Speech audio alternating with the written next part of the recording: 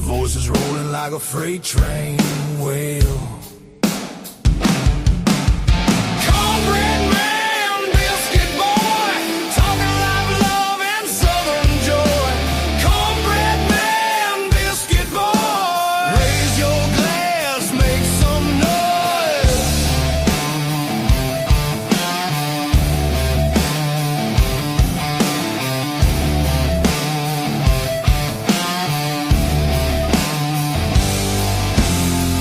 Gravy drips in the southern drawl.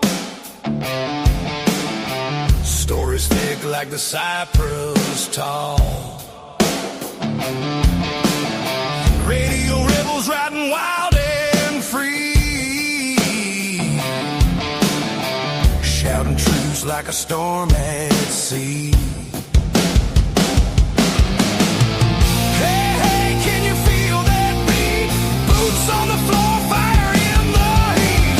Cornbread man, biscuit boy, talking live love and southern joy. Cornbread man, biscuit boy, raise your glass, make some noise. Tells the dirt roads, whiskey skies that cut through the night like fireflies. Laughter echoes through the pines, two voices cross them county lines.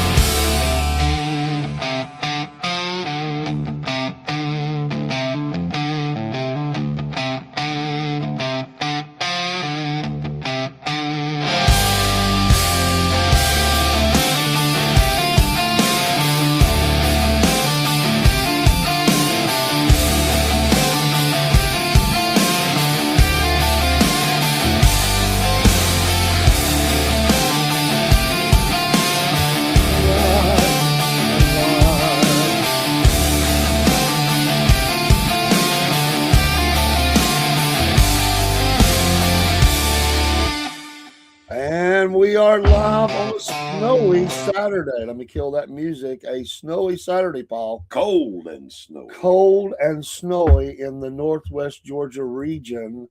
It's good to be here on Saturday. Happy weekend. Happy Saturday.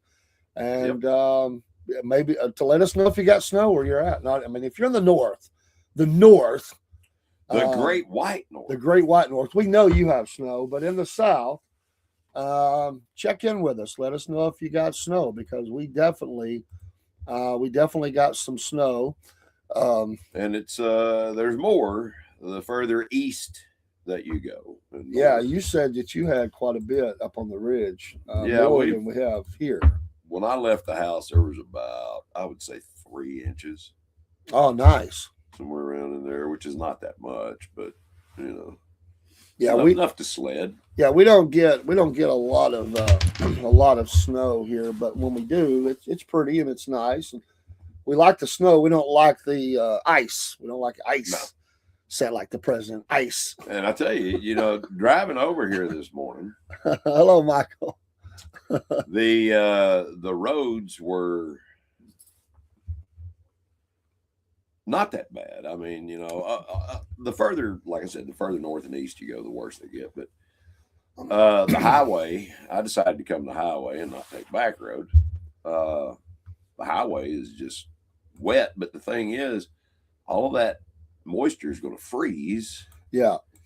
And dude, there was people. I didn't get over 60 the whole way here, and that's when I was coming down 75 there, coming to Cloud Springs that way. But there were cars came by me like I was sitting still.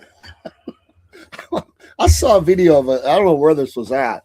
Yeah. It was a wrecker, and the guy's flying down the road, snowy, icy water, all the mix, Yeah. and he goes around the corner, he just goes right off the road. Yeah. But just not even a clue of how slick it is, thinking because he's in a a wrecker that he's okay. And Way you too got fast. people, just because they have 4-wheel drive, they think that their vehicles won't slide. That's not true. Not true. I'm in a Jeep. I can control my slides. I've got a handbrake. Yeah. I can pull it and turn. And whatever. But So yeah, about 9 o'clock, I come out to do the music show. Yeah. I enjoyed that. I started a new feature, Paul. I don't know if you was able to see that. not last night. But I do an album spotlight. Yeah. And so last night I had, and there's a story behind each one. I'll just grab these quickly. But this was the album that, hold on here. This was the album that me and my best friend got together. This one has a lot of memories for me because he was Right. murdered. And of course, I love the album, but Yeah. highlighted that one. And I don't know if you ever had that album. Oh, I've had all three of those. Yeah, Tesla, Yep. Chemical Resonance. We had that, and of course, AC/DC. AC/DC, Dirty Deeds Done Dirt Cheap. Yep. Those were cool. So each week on the music show, we're going to highlight some albums. 2 or 3 albums. So All right. Have you got a pretty good collection? decent. I probably should add to it, but what I have, each one has a story. But decent. And I've got Right. all genres of music, just about. Well, except for hip hop or rap. I never was Yeah, into either yeah. one of those. So, but I go from country to disco to Jazz. pop. I don't have any jazz. I love jazz. I'm a blues. I like blues, but I like of course rock. And a little bit of metal. Right. Nothing crazy, but yeah, I like that. I like talking about because it was fun to go get albums. To Oh, look yeah. through albums and stuff. So Well, I mean, that was something that you and your friends used to do. You go to Oh, the yeah, album man. store and you'd walk through the music store there and just thumb through, pick, and then till all of you decided on the one album that you were going to pool your money I know. and buy, and then you had to figure out who's got the best turntable and stereo system. Who has wore theirs out? That was the worst sound ever, right? If something happened and your arm and it went Yeah, all the way across the record, you'd be like, "No!" Yeah. I hated that. Man. Oh man! Or you were somebody stomped the floor. Yeah. Yeah. Or it's thick. Oh yeah. Same thing over and over and over again. Jody, I forget what song it was. She was telling me. I think it might have been an Allman Brothers song. But anyway, it got stuck in a certain area, and every time she hears that song, that's what she remembers is that over and over and over and over again. Dude, I've had some albums that got kind of warped, and Yeah, it's like that needle does this. but like- they were still sounding good. It still tracked really well. But to watch it is fascinating. To watch that rise and fall, as they got a little bit messed up. But Yep. But happy Saturday on the Cornbread Man and Biscuit Boy show, and we hope you got to see also the interview or the conversation we called it with Miss Jenna Turnipseed, running for the 14th district. I have given her my personal support, my vote, not for speaking for anyone else at the or I podcast. would. Yeah. But we are the first public one to officially give support. And there's some others who privately have. They can't do it publicly yet because of rules. And, Well, I don't live in the 14th district. Yeah, you would. Barry would, I believe. Barry likes what she had to say. But Right. but yeah, they didn't cancel. I wonder if they have now. The Paulding County didn't get canceled, she said. They moved one of them because of the weather coming in, but Paulding County, I wonder if Paulding County got anything. I don't know. That's a pretty good drive. But if the interstates are clear, you're probably okay. Yeah. But and of course I don't know when that is. It'll be later today. So I'm sure she'll be fine on the trip down there. But lots of Paulding County, is that the 14th district as well? Yeah, I would think it Is it? is because you Wow. go all the way down to Rome. A little bit of Cobb County is. Yeah. It's a big district. It really is. I've been to Paulding County more than I wanted to. Nothing against Paulding County, but that's where one of the lockups was. We had to go visit the boy. Right. Right. But every time we need to go take a ride down one of these days. Well, one of these days when we get our schedules lined up, we got to go down to Marietta. But right. there is a little store, and right there down the street from the correctional place, Mhm. and there's a historical marker there, and it is one of the worst aviation disasters in the state of Georgia happened there. Really? And there's a cemetery actually behind it, but in bad weather, a DC-10 or something came down right there. Oh, wow. Yeah, I've done a lot of reading about Back it. in the 50s, Actually, this was probably 70s. 70s. Yeah, but I don't know if it's the worst. It may be the worst. But it went down there in heavy rain and storm and everything. But there's a historical marker there for that. There's Oh, an wow. old historic church across the street. It has some war between the states history and just history to that area. Sounds interesting. But that plane came down right there, and I probably was a massive fireball. By the way, I don't know if you've seen this. The Greg Biffle, died in the airplane crash. Mhm. Early, and I was reading online. I'm not the expert. I'm not the official or whatever. But some early things that they knew some things, but what came out of the preliminary findings, they'll have the full report later, is apparently the pilot can only be the pilot if another qualified pilot is in the second seat.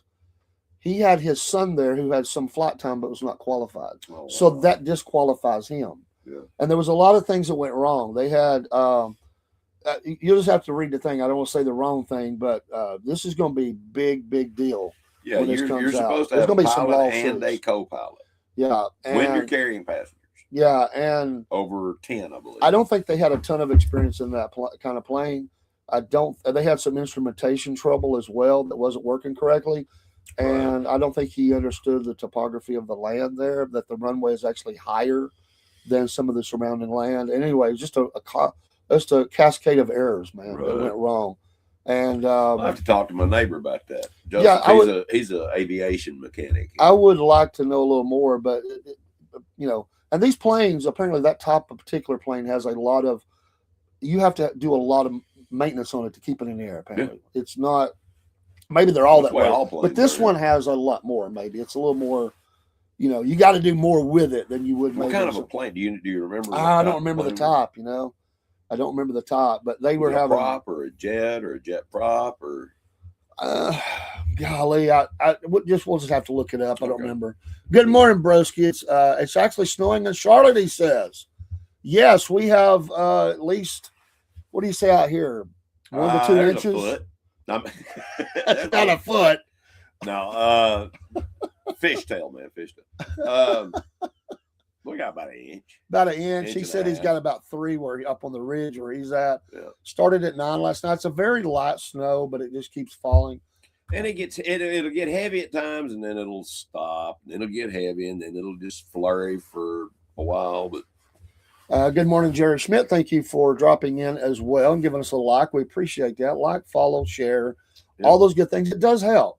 Every day we have people tell us, hey, I caught your show. Last night on Podbean, we have a libertarian who is wanting to, they do one show a week, I think, but they stopped by. They were channel surfing, as say, and definitely wanted to continue the conversation. We need to do a Podbean only show and call in. And I'm working on getting the call in feature for the full show anyway. that's going to be nice. Whenever I've got a little more equipment I got to buy, but we're gonna do call ins. We just got to maintain our still family friendly, with crazy. Yeah. But I definitely want to do that. But they were wanting to call in, so it was interesting to talk politics with them a little bit. But I told them I couldn't have them call in then because nobody would. They would hear me, but nobody would hear them. Right. Broski said it is not a lot, and it's light. Looks about an inch so far. It's still coming down though. Well, Broski, they're saying that over in your area, y'all are some areas over in North Carolina. They say look like get over a foot, especially up in the mountains. Yeah, get up in them mountains. I'm sure you probably would see that. So maybe this is the last one for the year, but I doubt it. I think this is going to be a year that we get hit in March.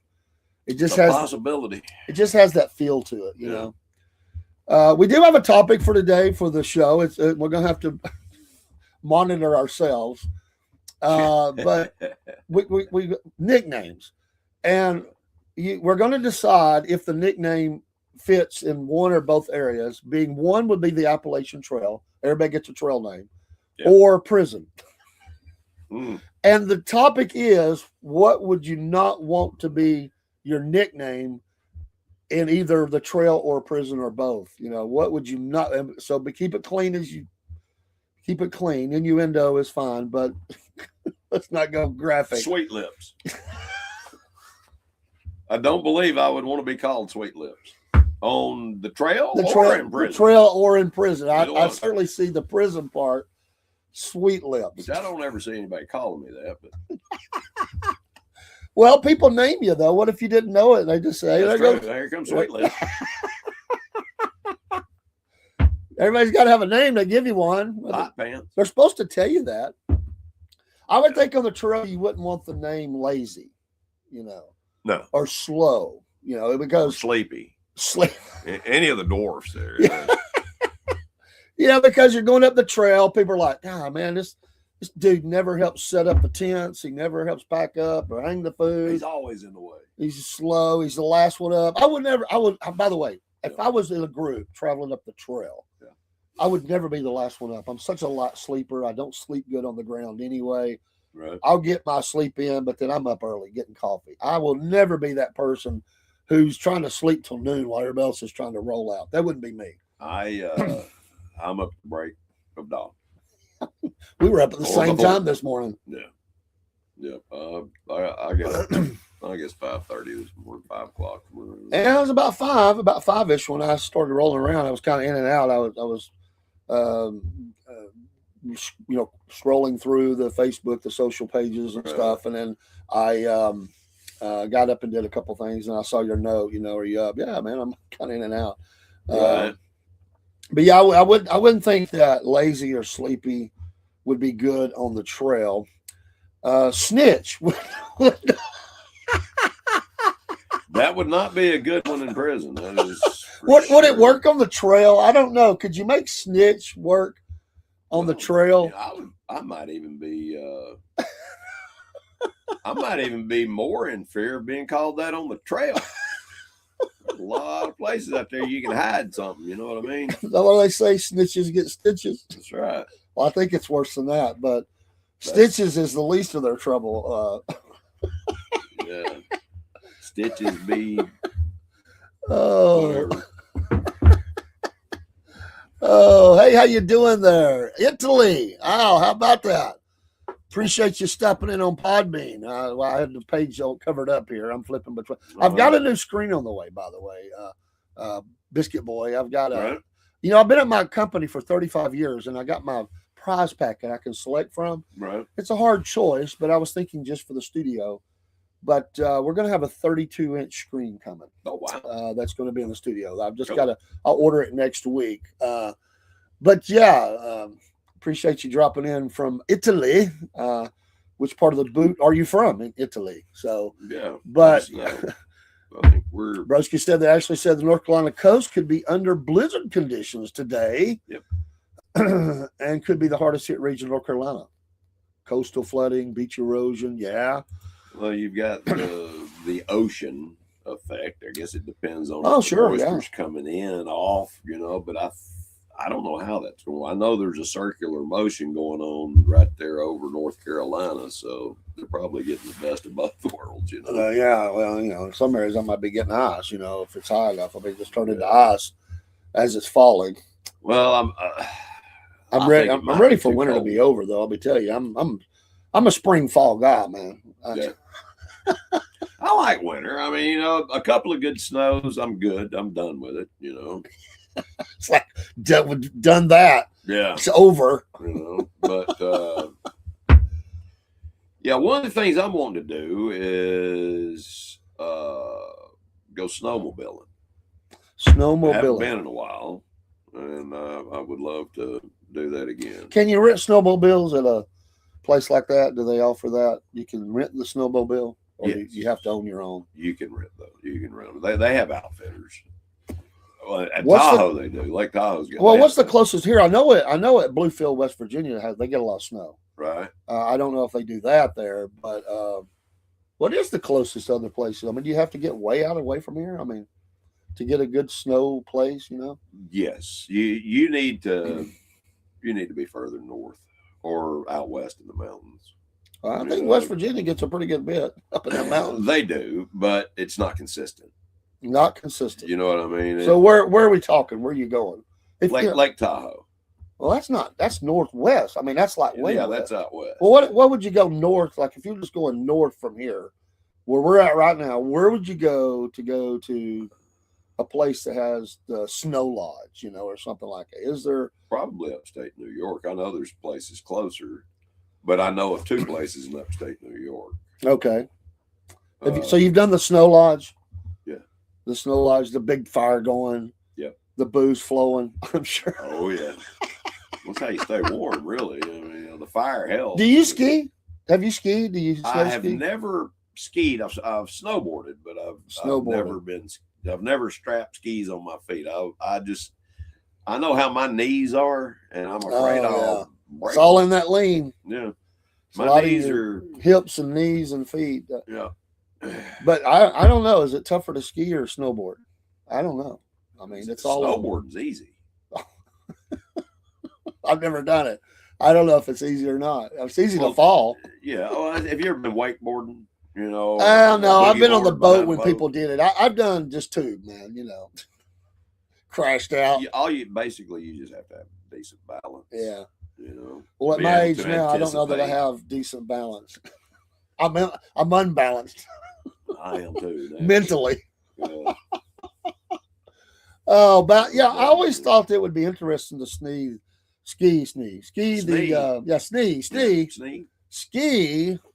the what's the kiddo, the bunny trail? What do they call that, bunny slope? What are they? The beginner slope. The beginner slope. Here's this old guy. All the kids are zooming by. Hey, old man, get out of the way. Take it easy, kids. Take it easy. Yeah. Slow your roll. Well, there's slow your slide. There's an old Coach episode where like they get up there and his Christine doesn't want to go down. She's having a hard time, but right. The athlete in him, the man, the ego wants to do the like the hardest, the right. K5 or whatever they call it. The Widowmaker. Yeah. It's like, are you crazy? Like jumping off of something like that? Did it show him in a full body cast? Yeah, pretty much. Yeah.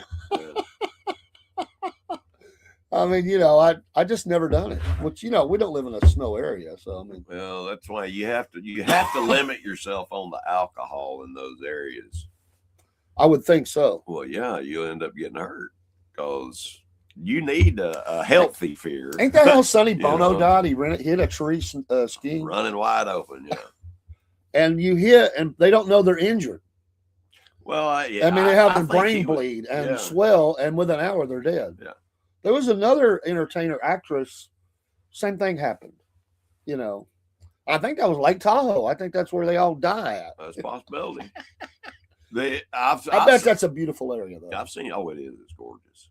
I've only been there once, but it's really nice. Business partner of mine's got once is enough. A cabin out there, if you want to call it a cabin. It's 3 stories. Welcome to my cabin. Yeah. Mansion. 3 stories. 8,500 square feet. Cabin. Welcome to my little abode. Yeah. Oh man, having money can be a great thing. It can. Being successful, as we say, the sending group. Keep ascending. Get your financial portfolio situated, and we help. The sending group can help you. And Paul here is the financial marketing director, I think his official title, and he can get you hooked up. Senior, yeah, and get you hooked up with the right people, and make your money work for you.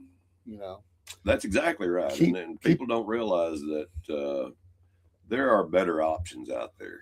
Oh, than what most people are doing, and it's just like anything. Most people get their news from where? The news, yeah, right? The news. Guess who lies to you every single day, and has been for years and years now. 2 years ago, was it 2? Yeah, over 2 years ago. My wife, she was coming up on 62, was going to go ahead and retire. She was having health problems. Of course, she's had more Right. since then, but she was getting to that point. It was just really, she was doing home health, but it was really hard for her to do the work that they wanted to do. So anyway, long story short, she did that. Well, I know how things are. Used to the old style, going to the Social Security Administration, sitting down, waiting for hours, and but they do a lot of it by phone now, and there's a lot you do online and by phone. Well, my wife, she had a legit interview set up with Social Security. These scammers, man, the same freaking day, she's going to talk to Social Security, a legit insurance company. They're a legit company. I mean, they're like maybe a fly by night, but it was they called her as well, and she got confused. And when she had talked to both of them, she had another call coming in, and I told her, I said, the other one's a scam. I said, leave it alone. That's not, because she was telling me stuff about insurance and stuff. I said, you can't get insurance yet. You're not old enough. Anyway, she said, don't even answer the call. So she didn't. We thought, and she set everything up with Social Security. Everything was fine until we went to do our taxes. Unbeknownst to us, these freaks had put my wife on the marketplace. So because we never accessed it, we never used it, we didn't know anything about it, we didn't even know it was there. Yeah. There's a financial value to that. And they hit us for taxes on that money for half a year. And it messed our return up. I can only imagine. And this is, I mean, it's amazing how they knew that very day she was talking to them. I don't know if that's just coincidence or if they actually knew that. But it confused my wife. Boy, I was so mad. Man. A lot of people don't realize this, but in my opinion, you should never receive a tax return from the United States government. Well, I think a lot of people would agree with you. And the reason why is because you should be taking sufficient deductions throughout the year to be able to take the money that you would be giving to Uncle Sam and put it somewhere where you're getting interest on it. And not letting a lot of people use Uncle Sam as an annual savings program. They do. They expect that check every year. And the poorer, they could be making 5 times, 10 times the money on it. And the poorer the people are, the more that they do that. It becomes a savings account. So they feel like I'm pouring money into this account and I get it back. But you're losing money. You're losing money. Lots of it. You're letting Uncle Sam. It's like, there's things I have to buy. And I know I don't like to procrastinate on certain things, but I don't go get my tags and stuff until I have to. I'm not giving them any money any earlier than I have to. I'm just not going to do it. I don't blame you. I mean, I don't wait till like the moment that I'm having to pay a penalty. Yeah. But I wait. I don't do that early because I just don't want to. I don't want to let them have my money. They're they got enough of it anyway. Which you live in a state that has no income tax, which is a state income tax, which is nice. Yep. One of 5, I think it is, across the nation. Texas is one of them. Arizona, I think, is one of them. Let me tell you something. There should be no federal income tax, much less a state. We weren't designed to have that. I mean, they were supposed to have, And Trump's proving, I believe Trump is proving that tariffs can take the place of an income tax. Biscuit Boy, you got to tell about this video that you saw about the lady in the gasoline. Legit story, legit video about the woman getting gas under Biden and under Trump. Yeah, there was this lady made a video. She's at the gas pump. And she is just livid. I mean, she's going off. She said, back when Biden was president, I could get $80 to $90 worth of gas in my truck. Now I can only get $57 in under Trump. And I was like, wait a minute. I had to play it again. And that pretty much sums everything up in a nutshell. What's going on in this country right now. Oh, Broski said exactly the goal should be to break even on taxes if you're not look at it like a supplemental revenue. Exactly. Stream. Absolutely. Thank you, Broski. And when you say that to people, they look at you like, huh? What? Yeah. I got to get my money. That's how I pay for, we take a trip or we do whatever. You're like, dummy. Well, I can show you how to take better trips with more money. Exactly. I'd rather pay the government a little bit of money at the end of the year or at the end of the quarter, however you pay your taxes. I'd rather pay them a little more. Yeah, instead of like the Price is Right. Instead of going to the grand metropolis of Woodville, Tennessee, you now can go to Lake Tahoe. There you go. Nothing against Woodville. Woodville folks, don't get mad at me. Nice place over there. Nice place. Beautiful, beautiful, beautiful. Yeah, we are blessed around here. That's the cryptic capital of Sequatchie County, isn't it? The Sasquatch in Sequatchie. Sasquatch in Sequatchie. Sasquatch sightings in Sequatchie. I like it. I'm good with that. Yeah, we'll have to run over and see if we can sight Sasquatch. We've got to go. We're supposed to be going out with Greg Smith at some point too, from Backwoods Cryptids, and have some fun, cryptid hunting, tree knocking. If I don't make it back, y'all will know what happened to me. I pinched the wrong animal on the butt. We want to find the party hangout for. There's a video, and I'm sure it's AI, but somebody had a video I saw early this morning. Yeah, and it looks like Dog Man, and he's running with a live chicken. Yeah, down the road. Did you see that one? That was Goat Man. Goat Man. With the antlers. Yeah, did you see that? Yeah, he was literally hoofing it down through there. Wasn't he? And there's some guy talking, I don't know, Spanish or something, you know. You got my chicken, you know. Yeah, there's no telling what they were saying. I have no idea. But he was getting it pretty good. He was moving on. It was parting the chicken's feathers.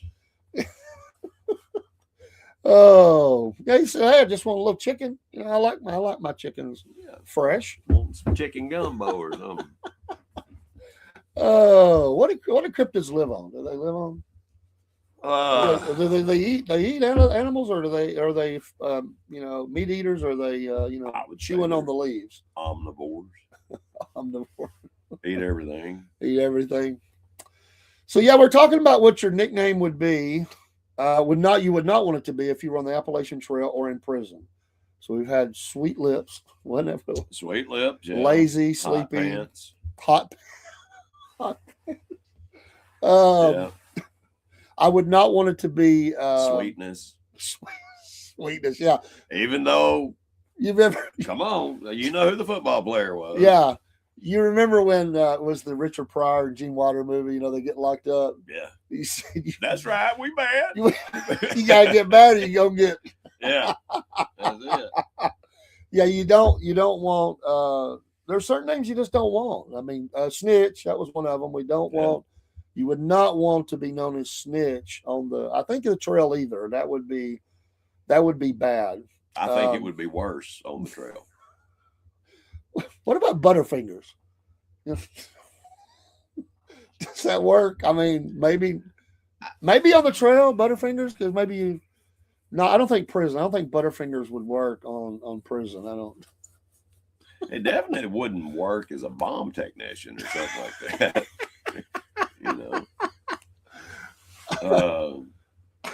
Butterfingers. I don't know. I never thought. I have to think about that. I mean, that's kind of an interesting Butterfingers. You know, you drop things. You know, that's what we mean it as, but it could take on other meanings, I guess. Butterfingers. Sexy. That might work. I mean, it depends too. I mean, now, it depends on where you're at. Gender, might be more acceptable if you had sexy as your nickname on the trail. I don't know if it would work in prison. I'm not sure about that one either. Thief would not be good in prison. The trail either. I don't think you would want your. That's more of a label, though. Yeah. You get labeled as a thief, you're probably going to get jumped, in trouble, shanked. Yes. Snitch, you're going to get in trouble. Oh man, there was pedophile. You're going. Oh yeah, you don't want that one. Rapist. Yeah, that's depending. You're gonna get in trouble. We just had a former teacher. I say that loosely, who went to prison for, I guess, the rest of his life. in Tennessee here. I think that was in Ottawa. Was sentenced just this week. He's lucky. It I won't go into the case, but you can look it up. But and he's trying to act like he's the victim here. You know, I mean, come on. You know, Well, no, he is lucky that he's going to prison. Yeah. Because I can guarantee you, if it had been one of my children, he would not have made it to court. People, a lot of people around here say wood chipper. You know, All kinds of things. I mean, we were just talking about Whitwell. What was in Whitwell? Coal mines. Yeah. Guess who else is in Whitwell? The bottom of a coal mine. Yeah, at the bottom of a coal mine. Yeah, followed by about 5 sticks of dynamite. Jimmy Hoffa. Yeah. That's where he's at, is in Whitwell, Tennessee. Everybody wants to look for Jimmy Hoffa. He's in Whitwell, Tennessee. At the Well, I bottom never of the heard coal that. mine. So he's at the bottom. That's like think- a song. The bottom of a coal All right, mine, think about this. followed by 5, 6. What was he the leader of? There's the Teamsters. I mean, Okay, what did the Teamsters do? well, they transport. Exactly. What were they transporting? Coal. A Yeah. lot of things. But Well, a lot of things. Yeah. around this area, there was a lot of coal coming out of Whitwell, Tennessee, in that area. It is amazing how powerful he became, but even Yes. still, there were He could have other, ran for president, and I think they were worried. there were other powerful people that were against him. But to me, I always kills me in the mob movies and stuff. Why do you get in the car? I'm not getting in anybody's car. I'm not doing it. It's like they pull the car up. He was confident. Yeah, but I'm like, Jimmy Hoffa. I'm gonna have a security detail. Jimmy Hoffa used to do push-ups with his bodyguard sitting on his shoulders. He was a very strong guy. He went on trial in Chattanooga one time. It was one of the most famous, if not the most famous case to go to trial in Chattanooga, and stayed at the. I think that was when the Patton Towers was still a really now nice you're hotel. connecting the dots. Yeah. I'm telling you that. I've got that on really good authority too. There's been all kinds of people say that he's here, there, he's under Giant Stadium. Brusky says the AT seems like it attracts weirdos. I understand the concept of wanting to hike it, but it seems like it attracts a collection of very questionable people at best. Well, I've been on Brusky, so there you go. You were exactly right. And you win the prize. Ding, ding, ding. There is that element, but Right. there is also a lot of great people. Not all. There are a lot of people who hike the AT that are ex-military, and they're looking for adventure, and they don't do well in crowds. They're the PTSD or whatever it is. It pushes them. They're staying in shape. You're kind of out there by yourself. I mean, you don't have to travel with anybody unless you want to, and you can just call. helps them. Yeah, you can call people weird or whatever. I like to think of them as eccentric because that's a good word. Really, what they are, they're eccentric. They have strange behaviors because we don't act that way. We think it's strange, but to them, it's perfectly normal. But stupid people don't know they're stupid. Dead people don't know they're dead.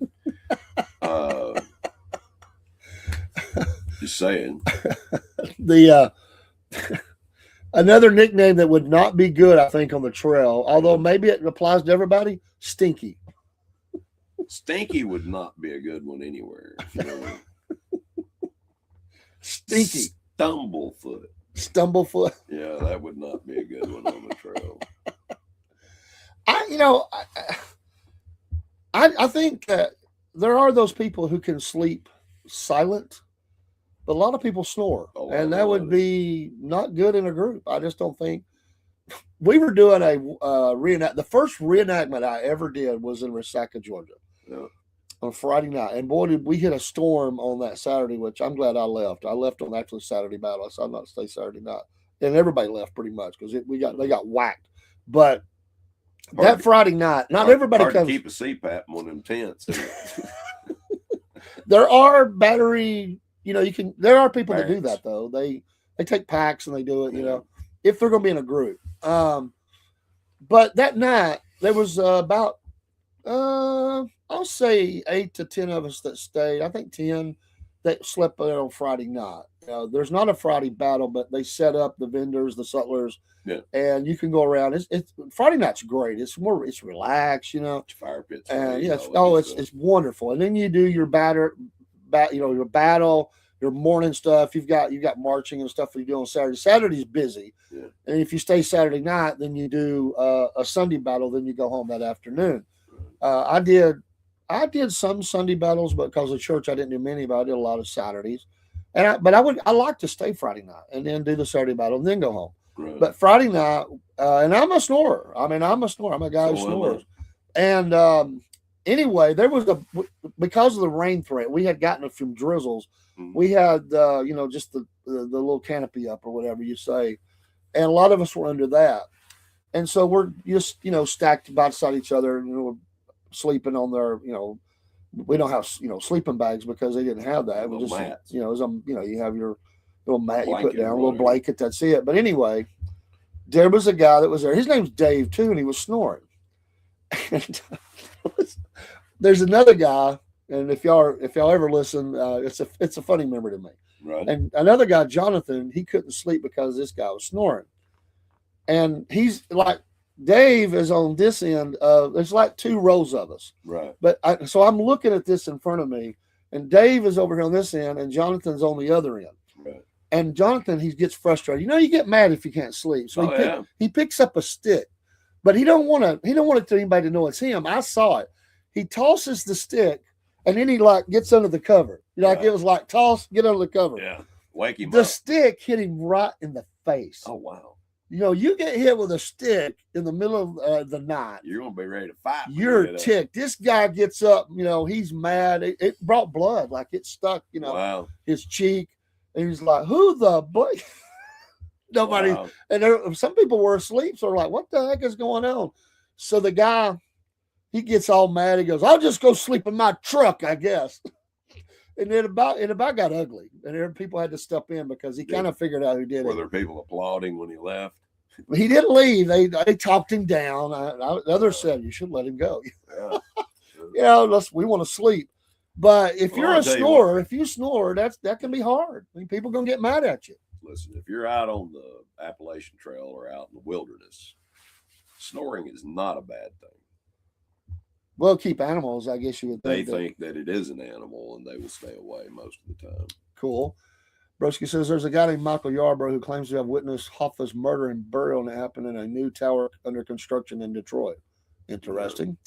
It happened in one of the middle floors, not the foundation. He points out exactly where. There are YouTube videos on him being interviewed and showing people. Check out the Mr. Bid Michigan video on this. We'll do that. Thank you for that. Interesting. I'll definitely check it out.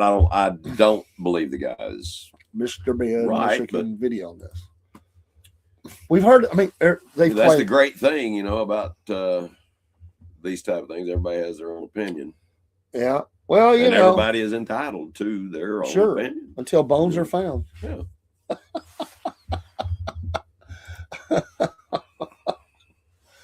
That's a big thing.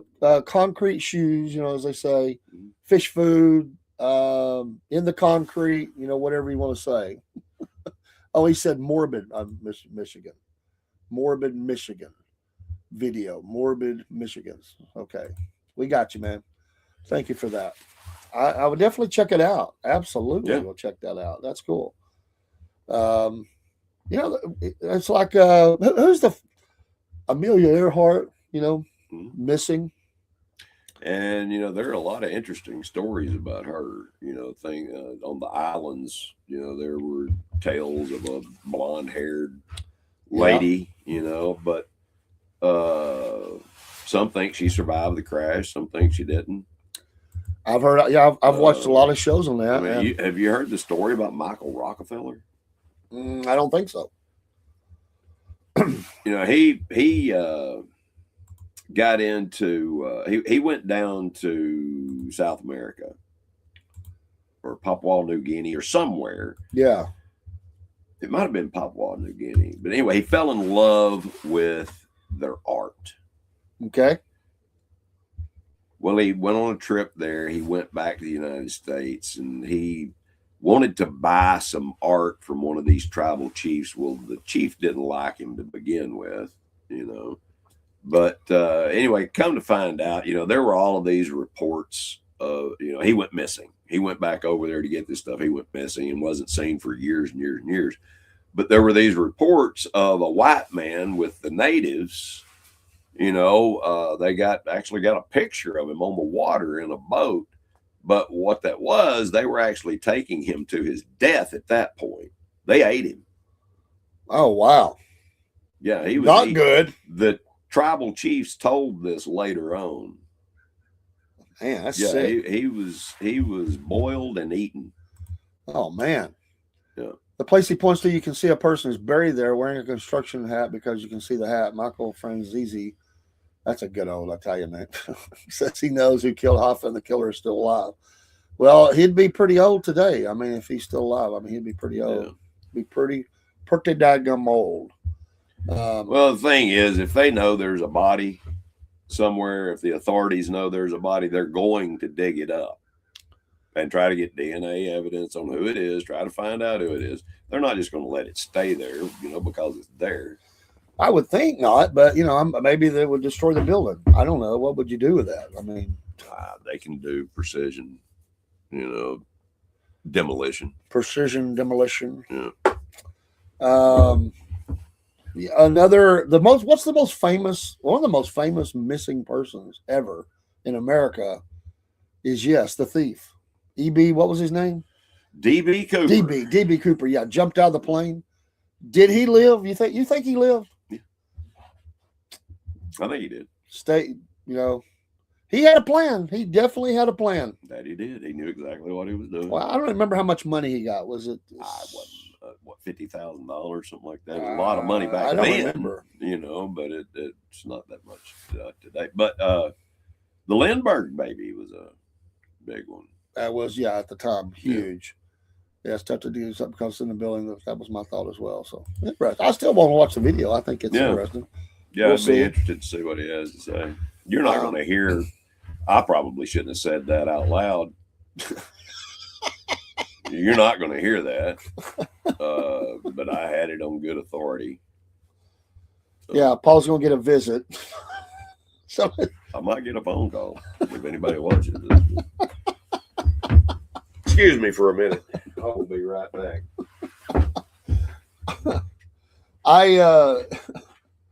It looks like the snow has stopped. No, it's this. I just cleaned this off. There's still. That's what it did. It did bring some more snow down. I would not want to. I just would not want to be, in that environment where somebody's going to be coming after me to take me out and kill me. I do not want to be a part of that. So at all. Lindsey Vonn this morning, they're talking about a lot of the news. She had the ski crash out. Can she make the Olympics? That's kind of floating around today in the news. Winter Olympics, I didn't realize how close it was. A couple weeks away, right? Do you watch the Winter Olympics? I like the Winter Olympics. Some of those activities are fun because it brings in the skiing and all that. I like that. Some of the summer one, I like the summer one, but some of it I don't care for. Paul's out there stirring up the dogs. They're barking at him out there. It's not our dog, it's a neighbor dog. So if you hear a dog barking, it's they're letting Paul know that they don't like him. They let me know if anybody's approaching the studio though, which is nice. I have a dog that lives on one side and one on the other, and they let me know if there's anybody coming back here. For some reason, if you're in the front yard, they don't see you as much. One of them does, but in the backyard they bark. It's like they know they're not supposed to be somebody here. Broski says the Olympics to me are like Kiss. I don't believe anyone actually watches. No, there's a lot of people get into the Winter Olympics, dude. Come on. And if that loud noise you just heard was Paul kicking his shoes. Getting the snow off your boots. So we're getting all these wonderful sound effects. Yeah. But yeah, there's a lot of people watch the hey Watchman. There's a lot of people that watch the Winter Olympics, I believe. Yeah. I mean, you're stuck at home. What else you gonna watch?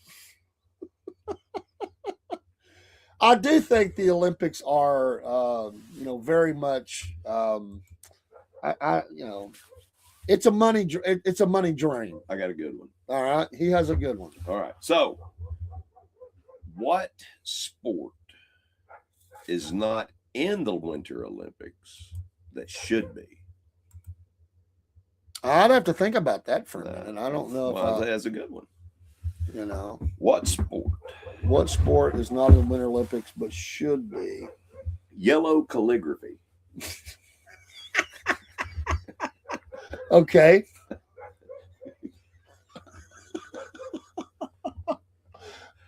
Oh, okay. Well, making a snow angel. Snowball fighting. I would like that. I like that. See somebody get smashed in the face with a snowball and blood coming out.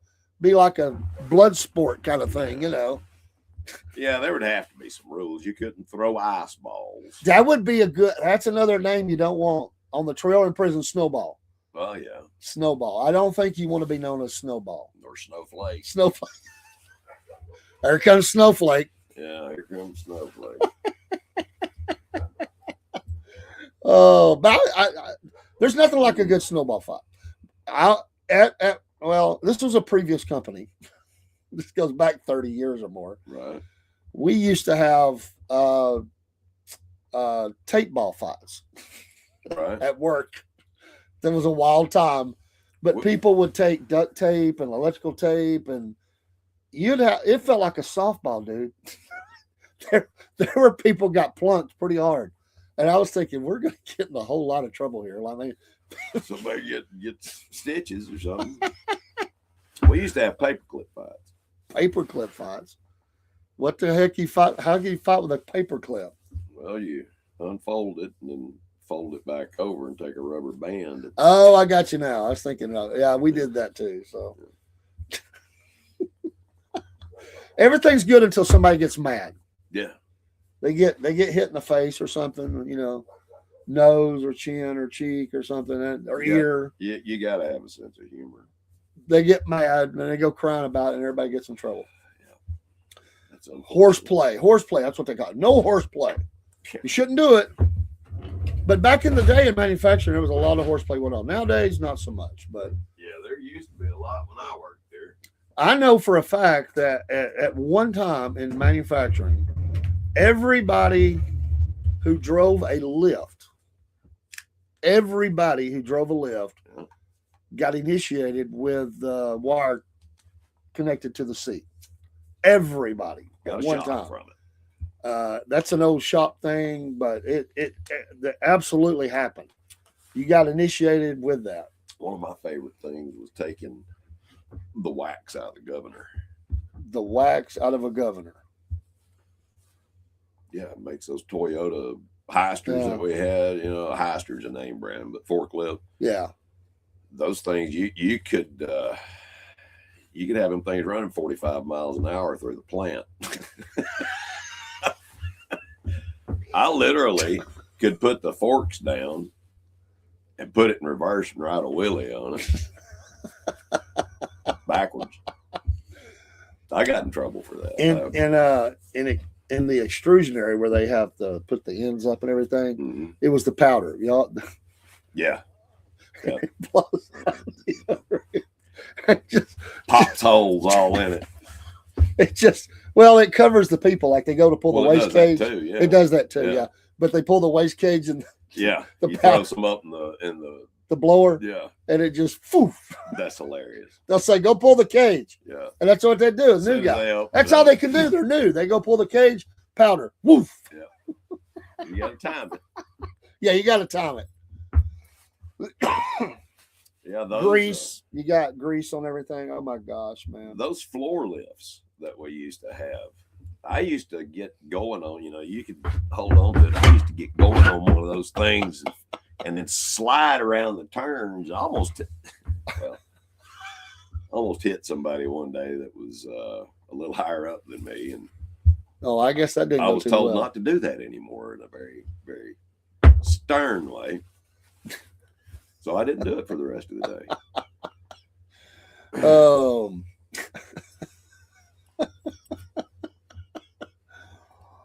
So, any other ideas about Winter Olympics?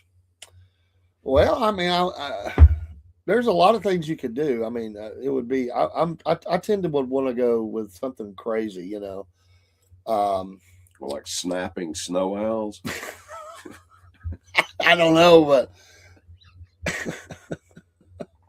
you know, I kind of would like to see like ice skating on a frozen lake with a hidden danger zone. Like there's like Not thin not ice. completely frozen. Yeah, and you know, as part of the competition would be surviving the thin ice. Right. That I think that'd be a fun event. You know, By the way, speaking of thin ice, did you see the pictures of the alligators frozen in the water down in Florida? no, I didn't. They're alive, Wow, but they're frozen. They got their nose up out of the water and their eyes, but the rest of them are underwater, and it's frozen. The whole lake's frozen. wow. But the guy zooms in on the crocodile's eye, and you can see the eye move. They're still alive. Crazy. There was a tragedy. I don't remember where it was at. 3 young boys that died falling through ice. You know, and Yeah, people were trying to save them, and they all died. Yeah, that's What about the idiots? And listen, I hate that it happened, but the idiots that do the ice jump in, it's a European the type. polar bear club or whatever. Yeah, but they jumped in ice where it was fast flowing, and the lady jumps in, it takes her away. Can't That's- get back up. That's dumb. Why would you do that? That's. You don't do that in a river. You do that. I mean, what the heck? At a I dead mean, part of a lake. you can see the water. I mean, like, what do you think's going to happen, dude? Yeah. I mean, tie a rope around them or something. I mean, you know, are you kidding me? Why would you Depending do upon that? how strong the current is, She was gone. Like, you know, her husband was there. Like, jump in, she's gone. I mean, you know, that's just Did stupid. he jump in to try to save her? Well, I would say it like this, Paul.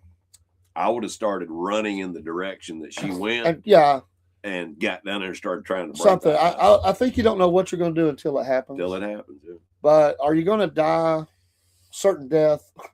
And you're not going to jumping in would not save that person. Right. You just put yourself in harm's way. Yeah. You're going to die. Seal clubbing. Oh boy, you're going to make somebody mad. The Don Lemon Club. The Don Lemon Club. Wow. They won the Darwin Award. He's what? It's like, let's jump into this cold water. That's just phew. It's called survival of the fittest for a reason. Yeah. What do y'all think about Don Lemon saying that his rights have been violated? That he's just doing the job he's been doing for 30 years when he stormed the church. What do y'all think about that? Yeah. Lemon would not be a name I'd have a nickname either on the prison. Lemon, I don't think that would work. Yeah. Most famous lemon though, Meadowlark Lemon, right? For me, yeah, Meadowlark Lemon. Yeah. Globetrotters. Yep. Did you ever go see them live? I did. I never saw them live. My favorite Harlem Globetrotters. My favorite one was Curly Neal. Curly Neal. Yeah, Curly was my favorite. I don't know why. He was my favorite. I always thought he was really, really funny. Oh, he ain't gonna serve no time unless the feds, you know, it's a federal thing. They'll protect him. I mean, Obama's coming out talking about all the liberal media, CNN who fired him, you know. Oh, I can't believe y'all did this. This is a destruction to our nation. We're under a dictatorship. And Yeah, whatever. I'm not going to talk politics today. I'm in a grumpy mood. I'm going to say something that I shouldn't. So he's in a grumpy mood. Grumpy would be a decent name, wouldn't it? yeah, that'd be a pretty good one. You know, maybe not for the trail though. Happy wouldn't be. No, happy wouldn't be. Not in prison. Happy on the trail, maybe. Yeah, Yeah. grumpy. Well, it might work. I like that. I could see that one. You know, because you know, some people are a little grumpy when they first get up. You know, they had their first cup of coffee. They get up and you know they're a little grumpy. You know, was your dad kind of a grumpy guy in the morning, or mom, or were they morning My people? parents were morning people. They were morning people. Yeah, they used to really irritate me. because I was Hey, not a morning kid. It's morning time. You know, Dad sitting in there on the bar still ripping them. I mean, it'd echo through the house. Time to get up. And you'd hear the paper rattle, you know, where he turned the page. You're in the family. You're in the family if you like were, let's say had a friend, and you would go to their house, Right. and you had your best friend. You go spend the night with them, or you went places with them. You're in the family when the parents just start ripping them around you like they don't care anymore. Yeah. Well, back then, dads are always going to do that. Now, the moms, Well, mom will get on to grannies them. are the ones that really let them rip. My granny, I want to tell you what, she was a champ. She was a champ. Granny was a champ. She was. I never will forget. And I probably shouldn't tell this story, but I'm going to. It's going to be great if you shouldn't tell it. Well, I was over visiting my grandmother one day, and this was back in the early mid 80s, somewhere around in there. Anyway, we're sitting out on the front porch, and I heard this kid crying. And coming down the road was this 4 or 5-year-old child just squalling. And he's walking like this. He had pooped his pants. And I mean, the back of his pants was hanging down. And he was just walking down the road, waddling and squalling. And my granny hollered at him, "You better get on home, you SHAS." Yeah. I think that's what she called him. And he even started crying harder. And I said, "Granny, why'd you say that to him?" Grannies can be rough. She had no filter. My grandmother had no filter. If it came in her mind, it came out of her mouth. Oh man, you don't mess with Granny. No. I love those. There's videos of where some idiot punk tries to rip the pocketbook off of a granny, and she takes it, and they're always heavy. They're walking sideways because the pocketbook's so heavy, and they take it off and whip them with it. Did you see the before and after shot of the guy that tried to take the purse of the MMA fighter? I think I did. I see that. She beat the brakes off him. I mean, his whole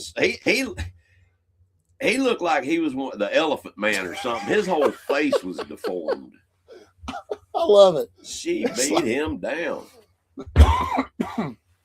Remember, there was a video of the guy who was out with his girlfriend. It was like a bunch of punks trying to jump him, and he fights every one of them. I mean, full on, just fist, just beat. There was 5 of them. Yeah, it was 5 of them. He Just knocked wearing 3 of them out. The other 2 ran.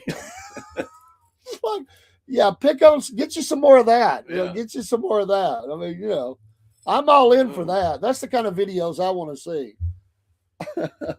Hey, thank you, Mary Stanley, for the follow. God bless you. Hope you're doing well on this Saturday. It's snowing here in North Georgia, but I'm all in for people getting more out that's acting up and doing stupid stuff, messing with people. I saw this fight between the Russian assassin, I call him Alexander Krokop, I believe is his name. Yeah.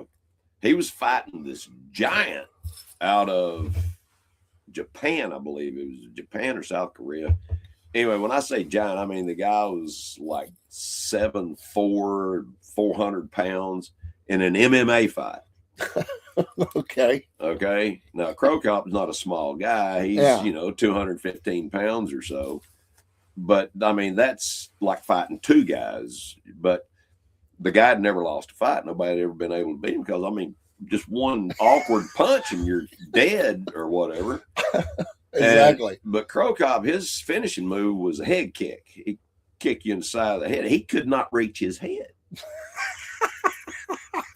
So he ended up. So he's wearing his shoulder out? Well, he ended up just taking his legs out. He kept leg kicking him until the guy hit the ground. He wouldn't get up. That's how he beat him. Gotta have watch videos from Minnesota and how we deal with snow. Absolutely. Yeah. Y'all are pros at it. We're not. We're not down here. We're not even rookies. We're so not used to snow in North Georgia. You have to watch out for the idiots around here because I've driven in a lot of snow. I mean, but most people around here haven't. When you have to get the snow off your house so the deck doesn't fall off, that's snow. Yeah. Around here, we don't get nothing or like the roof that. doesn't cave in. The roof doesn't cave in. I have a friend. He's from lives in Canada, and he travels doing trainings throughout the U.S. Right. And one year he got back. They take breaks, but he got back a little late, and his deck collapsed. Man, so much snow on his deck, so he had to fix that again. But he said, "Yeah, I was." He said, "I was about a week late." He said, "We pushed it a little bit too far before we got back home to check on the house." And he's kind of retired now.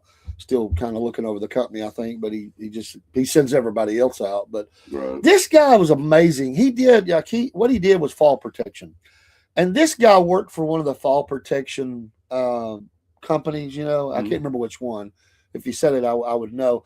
He did the jumps, dude. Like this was his job to test the equipment. So like his hips and everything are shot. From wearing harnesses and stuff. Yeah. But can you imagine that? It's like today we're going to test this new, I think it was Miller. I think he worked for Miller. And he would jump off, they have the test thing. I mean, can we use dummies for that? Like, why does it have to be a live human? Well, I mean, how big of a pair did the guy that tested the first bulletproof vest have to have? Well, true, Yeah, take your best shot. Yeah. See what you got, man. See what you got. You remember the guys that robbed the bank in L.A. and they were decked out in all the those dudes were nobody could stop them. No, they don't bother. They were wearing out LAPD. Head. Yeah. And I had another guy that I knew. He said that some of the LAPD officers had been trained to always pick up their brass, and because you had to account for that for cost or whatever. And some of them, by behavior or habit, when they would go to shooting ranges, they would just, automatic. Some of them got shot because they would fire and they were reaching down to get their brass. They had to change their policy on that.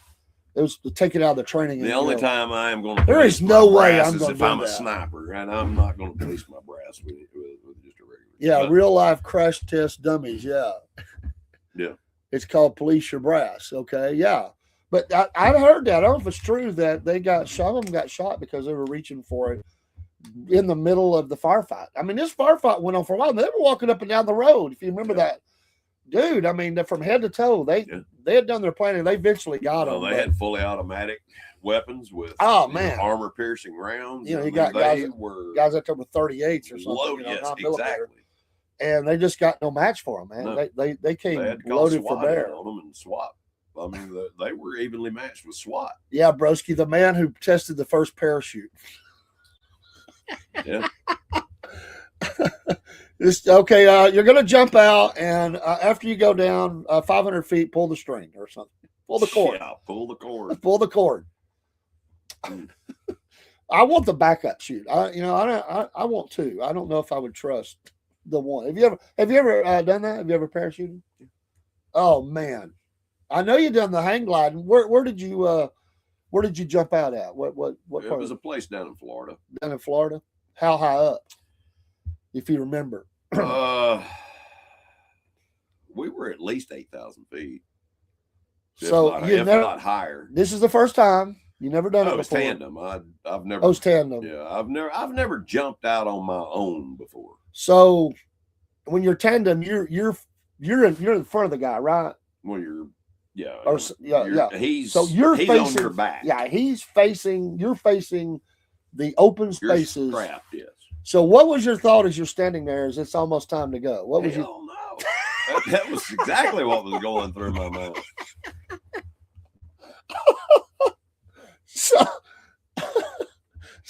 I mean, and I told him, I said, listen, when we get up there, when we get ready to jump, don't tell me we're getting ready to jump because I'm liable to stop us from doing it.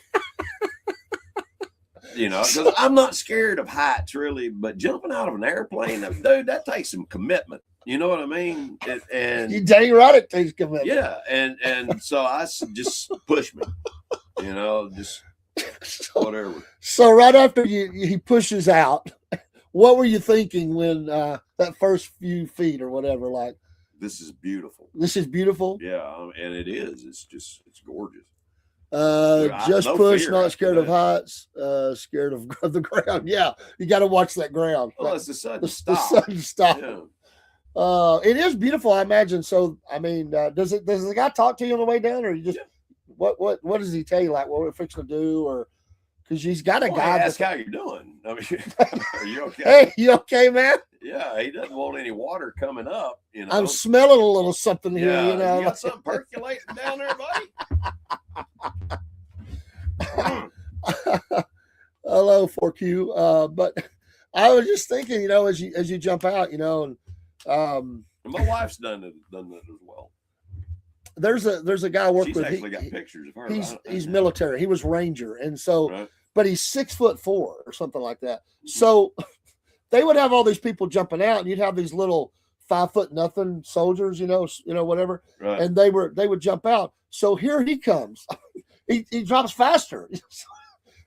Right. He jumps out behind them and he's passing them up, but you have to Wow. be careful that you don't hit their chute, Yeah. And he said that happened. You kind of walk it off and get off to the side. Yeah. But he did 27 jumps in his Army career, and he just told me he's going to have his right hip replaced.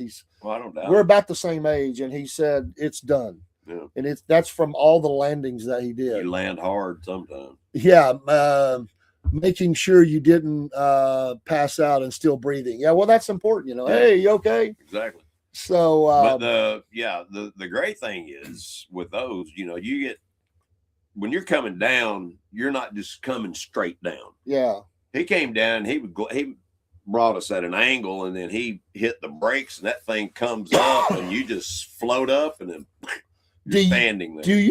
Does the guy put his legs down and you hold yours up, or y'all both hit the legs? Like We both hit. both hit. Yeah. My feet ain't staying up. I mean, it's just not normal.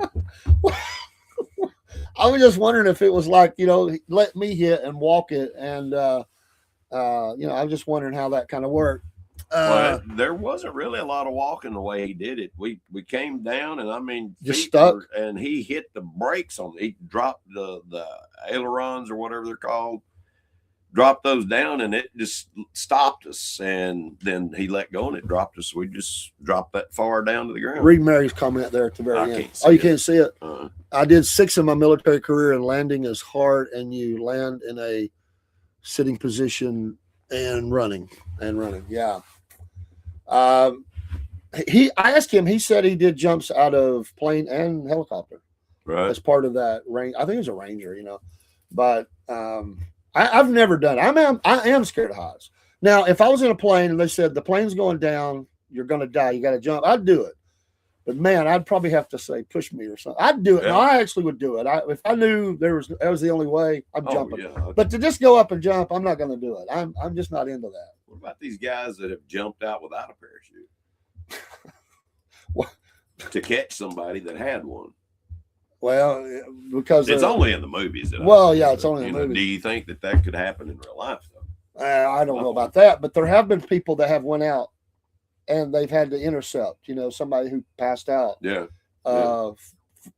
Medical condition or something, Right. and they've Yeah. had to try to get to them. get to them quickly.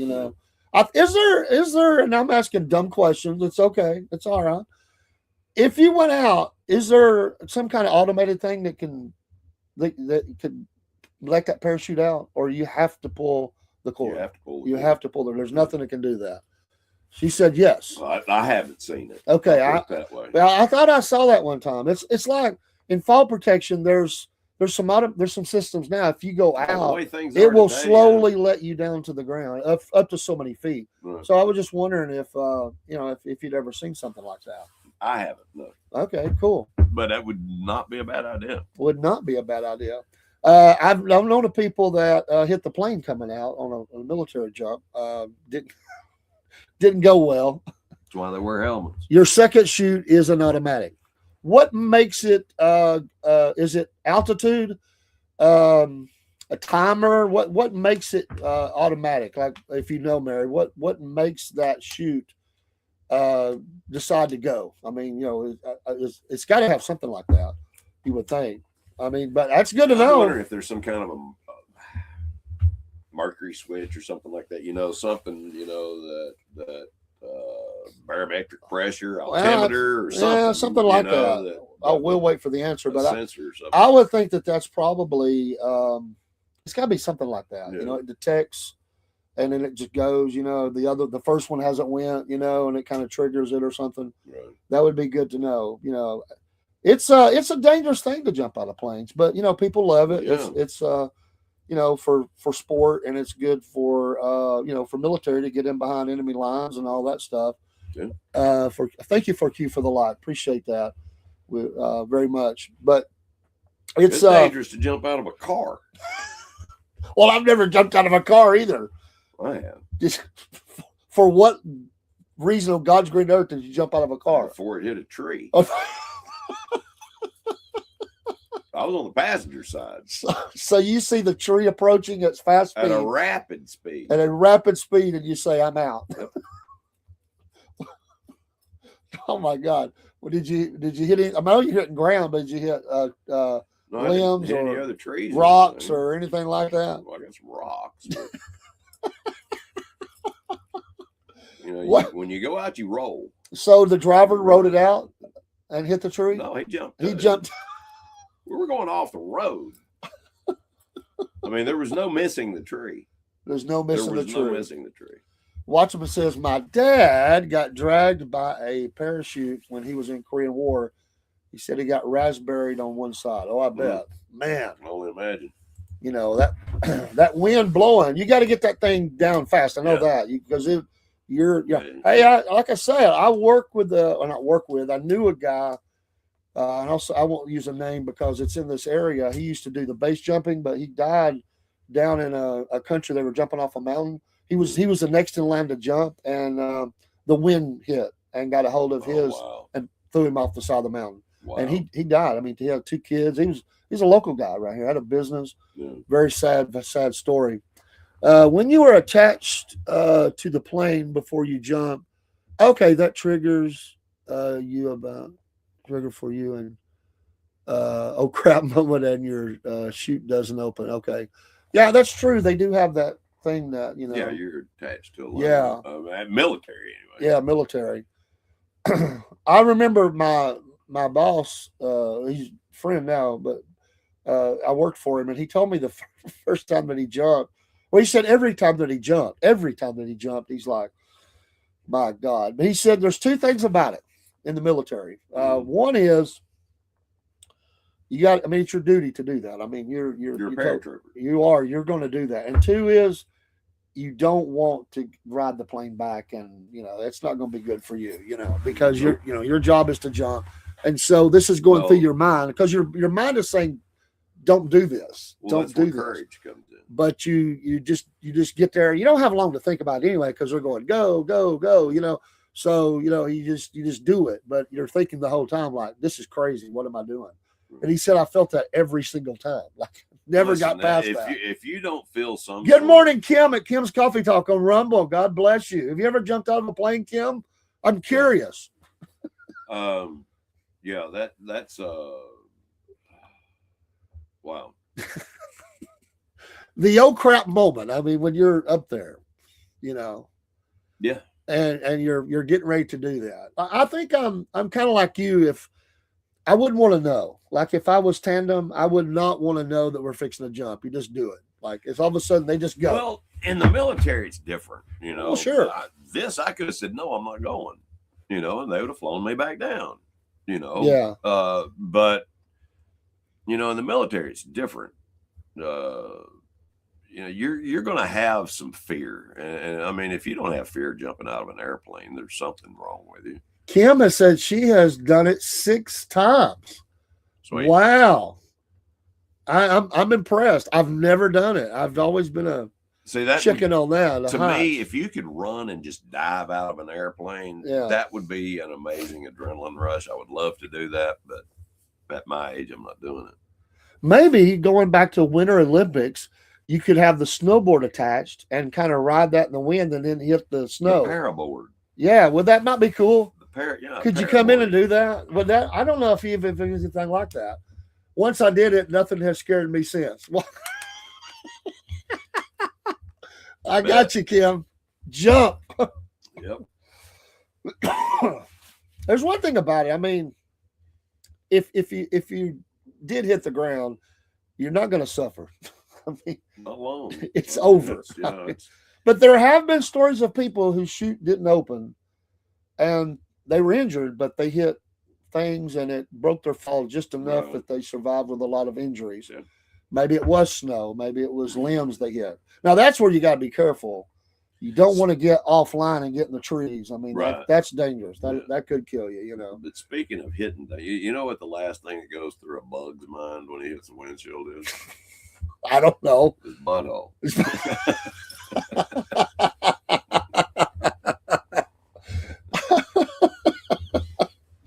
I wonder. I wonder what would be the last thing that would go through Don Lemon's mind if he actually got sent to prison for what he did. Right as the judge I don't know said, what go through his mind. But "Oh yeah, not the fall killed you for that." Yeah, I imagine you would have a heart attack before you ever hit. possibility. I think he would just the shock of it. You're coming down and Yeah. you're not. You know, it's like, my God, this is it. What about that fool that climbed that building the other day? You see that idiot? Uh-uh. No fall protection. I mean, He's just free climbing. just free climbed all the way to the top of that thing. Wow. To each his own. I'm not doing it. I mean, if you want to climb the building and like a mountain and get up Yeah. there and stand on top and say you did it, okay. Go for it. But You're on your own. don't expect me to grieve at your funeral if you decide to do that and it doesn't work. Right. I mean, I'm just not going to do it. You better have a good relationship with the Lord if you do so. The problem with military jumps is, if it's operations, it's going to be at night anyway. So it's even a lot more dangerous because of that. Yeah, you never know when the ground's going to connect to your feet. Yeah, when the need for adrenaline rush hits. Yeah. Now Paul here he's all out there. He's all adrenaline. I mean, he's top A personality. I'm not. I will tell you, I'm not as much now as I used to be, only because of I'm getting older. But Yeah. I don't heal as fast as I used to. I have a little more common sense now, a little bit more. and I've allowed myself to experience fear. Okay. So Yeah. So would you base jump? Would you do that? Would you jump off today, no. but in your life? In my youth, Yeah. yes. There's no doubt about it. I would have. So you would jump off in a rock quarry I in would've- the fog, not knowing what in the world was at the bottom. I don't know. There could be a lot of things at the bottom of a rock quarry. Yeah. Oh, Don Lemon would take the mint on the pillow watching. That invincible feeling wanes some as we get older, doesn't it? Yes, it does. Yeah, 10-foot tall, bulletproof. I can do whatever I want to do, however I want to do it. I'm Yeah. in great shape for my age. Yeah, I mean, I really am. I go to the gym just about every day. he is. He's in great shape. Now, mentally, I don't know about. Mentally, it's a different story. I mean, all joking aside and being serious, Paul has had a number of concussions. You've said I've had close to 30. close to 30. That's a lot. That's a lot. So after you pass from this life to the next, which we hope is a long time away, you think they'll want to study your brain for CTE or anything I'm like leaving that? it to science. So You're leaving it to science. they're going to have to. No, I'm going to be cremated. I Poor old what was the famous baseball player that's still frozen? Ty Cobb. Yeah, no, in Ty Cobb, it was the 400 hitter. His son had his head detached. I mean, they detach your head, and they freeze you. Till hopefully that one day they can bring you back to life or some crap. Remember that? What was the guy's name? Famous baseball player. I'm wondering. And his son had him done that way, like frozen. Yeah. I'm wondering how Cryogenics or confused whatever. he is right now. Would you climb Mount Everest back in the day? Would that have been something that I you would love to have tried. Yeah. I think I would be okay with I don't know if I was ever in that good a shape, because you've got to be in really good shape to do something like that, because the air is so thin up there. Me being a smoker, I don't know if I could have done it. You don't think the Sherpas smoke a little, peyote or something? Oh, I'm sure they do. But, I'm not joking though. They You smoke, can call me crazy. I want to get a Sherpa on the show. I'm going to try my best all right. to get a Sherpa on the show. I've reached Tibetan? out. Yeah, I reached out. I don't know if they can speak English or not, but I'm going to try. I want to get a Sherpa on. I want to talk That about would be that cool. because they're the real story, not them idiots that's got a bunch of money climbing the mountain. Yeah. Those people are idiots. A lot of Yeah, them. the They're Sherpas just keep them rich. alive. Yeah, whoa, that's tough. Todd Cobb has a mausoleum with a box you can drop a dime in it here, recording of Ty Cobb. Cool. Oh, wow. Dave, where else are you streaming? Well, right now today we're doing Rumble, YouTube, X, Kick, Twitch, Instagram, and Podbean. I believe I got them all, besides Rumble. I think I was kicked off at X, by the way. You was? You did? You said something they didn't like? Probably. Well, it happens. My account suspended. Your account? My God. Yeah. I tried to get on there yesterday, actually. And You've been X'd out. I have. Is And I know what it's about. Is X the right name for it? Is that stupid? I mean, were we okay with Twitter, or should it be X, or it should be something else? I mean, I don't know. I want to tell you what. If the reason why I got this platform, or whatever you want to call it, was because of the comment that I made. I won't be going back to X. I think Elon Musk has made a big mistake in his management of the company. But Yeah. no, I called somebody a moron, because they're a moron.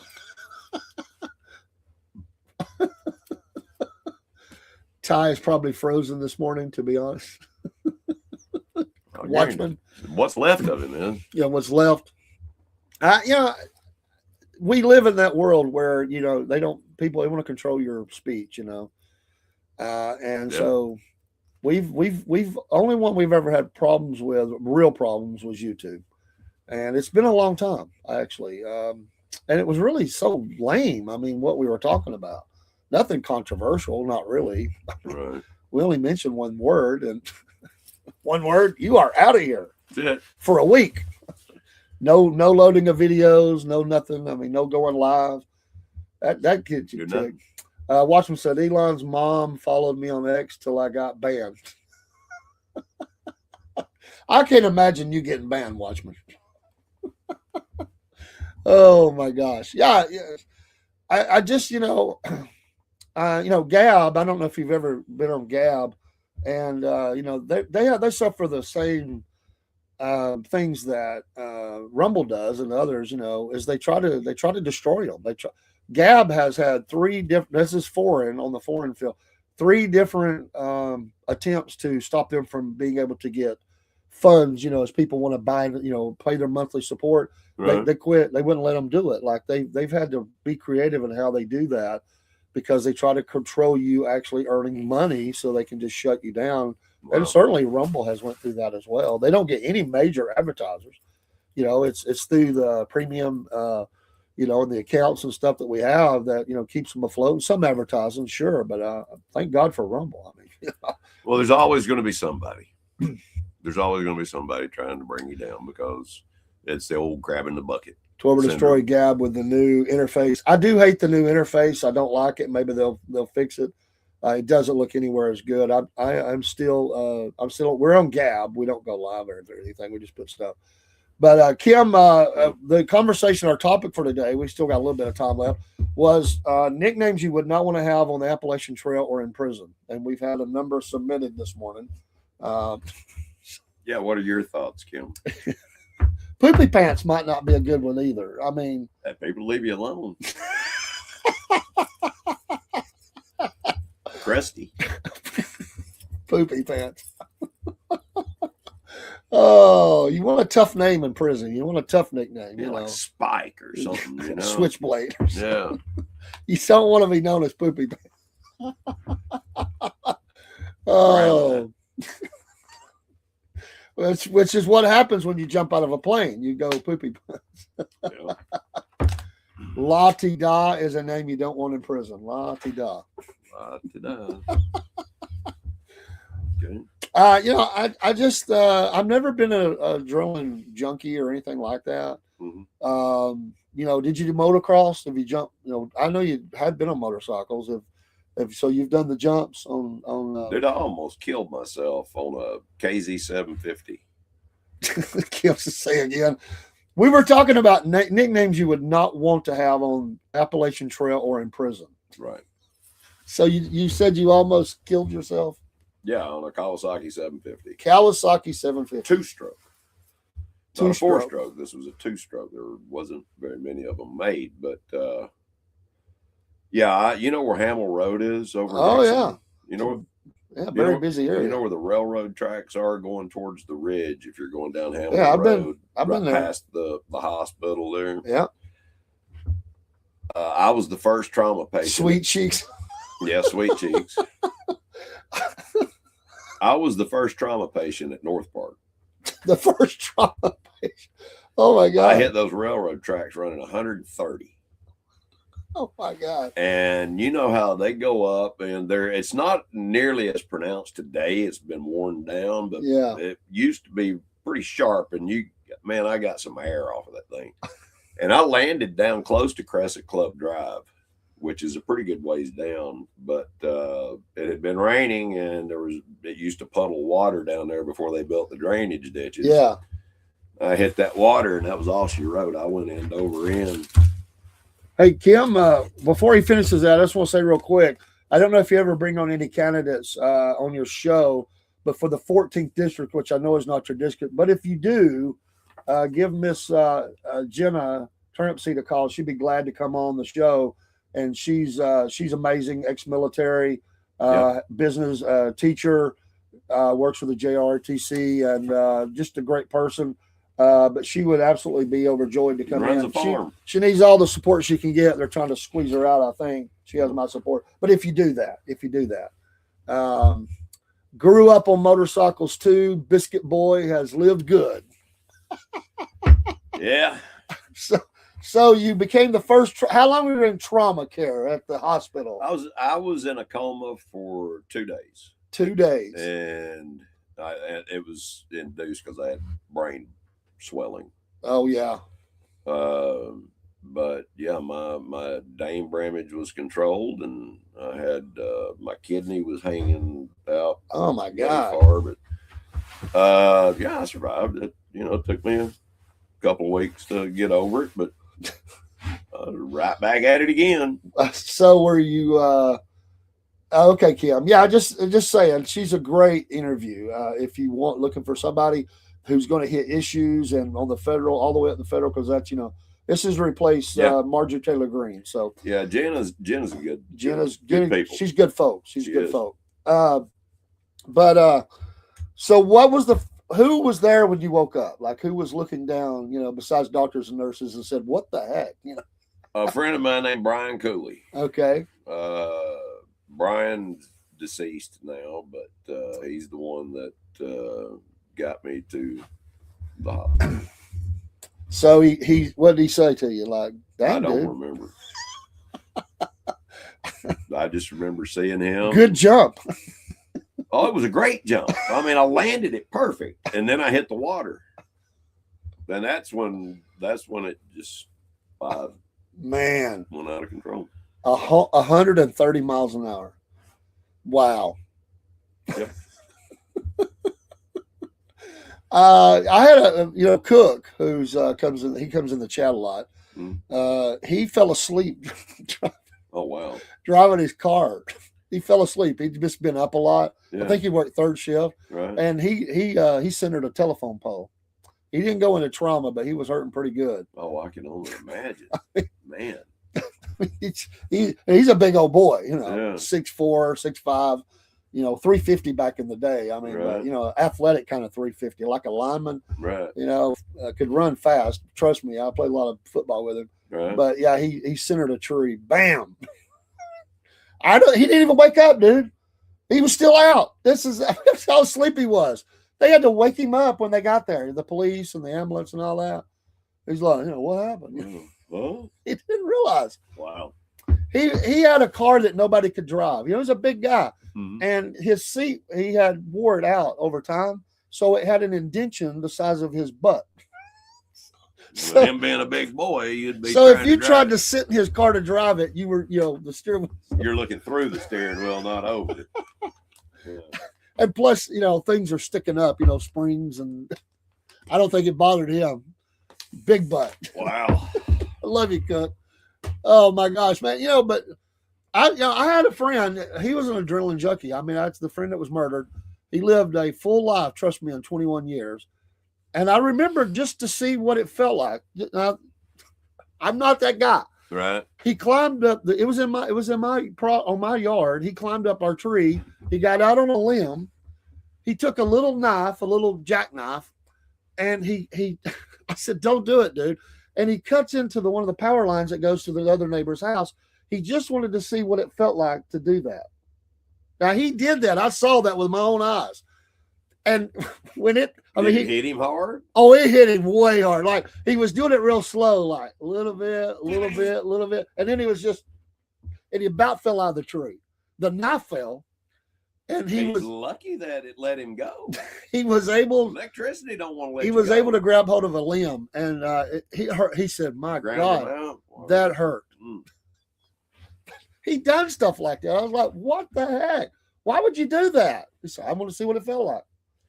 I don't know the show, but Stacy Keach was a dad in this show, and this kid, his son, obviously, had a fork, and he was going towards the electrical outlet. Yeah. And he would look back at his parents, and then he'd, get a little closer. And the mother said, "Hey, don't shoot it." He said, No, stop. He said, "Well," he stuck it in there, and you hear it. He said, "It hurts, doesn't it?" You're not going to do that again, are you? When I wrecked my bike as a 6-year-old, the handlebars came loose. They put it together at the store. Right. My uncle bought me the bike. I was racing down the hill with my aunt, his wife, who my dad told me not to go down the hill. I didn't listen. I flipped on this bike because they came off of my hand. Yeah. I can only imagine. And I hit. That's why I look the way I do. I mean, I faced first, man. Broke my nose, blood everywhere. Every neighbor on the street, because my aunt went screaming to the house thinking I'm dead. Right. My dad comes down there, he hurries down there. He scoops me up and he says, "Well, I guess I'm going to have to take you to the hospital, boy." And all these people are outside. Women are crying, mothers, screaming, wow. "Is he alive? Is he alive?" And he's like, "Yeah, he's alive, but I got to take him to the hospital. Blood's everywhere." And I'm sitting here, I'm hurting bad. And I'm thinking, yeah. And Dad's like, "You're lucky." No. He did say that later. But what he said was, "I told you not to go down that hill." Right. He said, "You're lucky you're hurt, or I'd be busting your rear end right now." That's what my dad, as I'm bleeding, face smashed, nose, whatever. My dad, that was my dad. That sounds a lot like my dad.